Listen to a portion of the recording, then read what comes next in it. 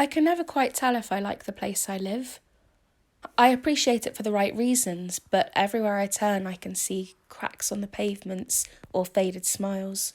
There's the place I used to go to for Tearless and Fearless when I was 4, whatever that actually was, and the synagogue where I used to eat apple and honey and drink grape juice on Jewish New Year.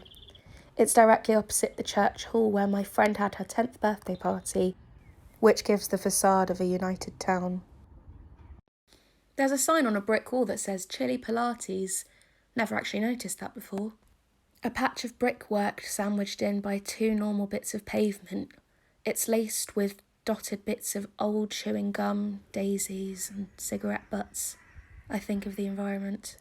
There's the bus stop I used to know where all my friends would come and join me and meet me at the back of the bus.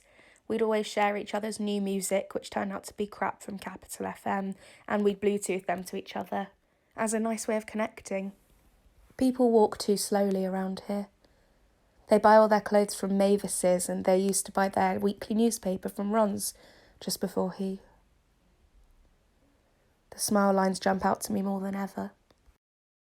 But instead of dwelling on all of this, my eyes scan across the old high street, and I imagine that Olivio's, which I think used to be called James's, is this jazzy indie coffee bar.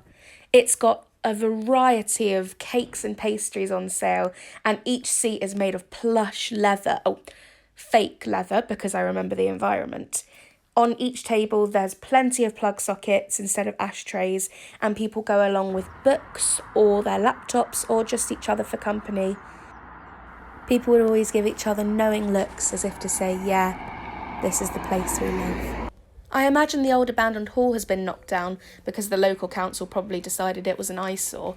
And in replacement, they planted loads of trees and flowers, and there's a lake with loads of ducks, but with no geese because geese are evil.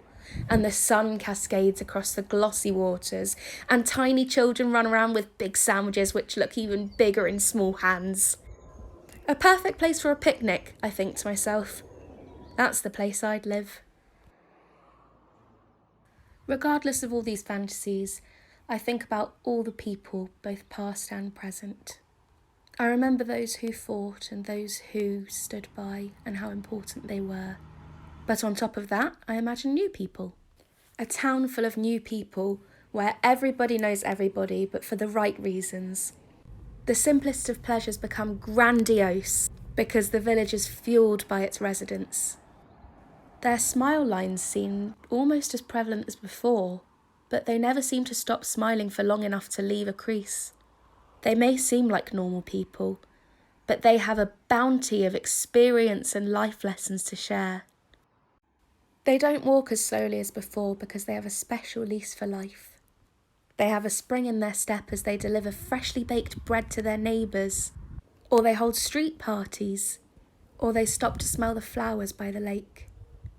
The people love with everything they have and are happy.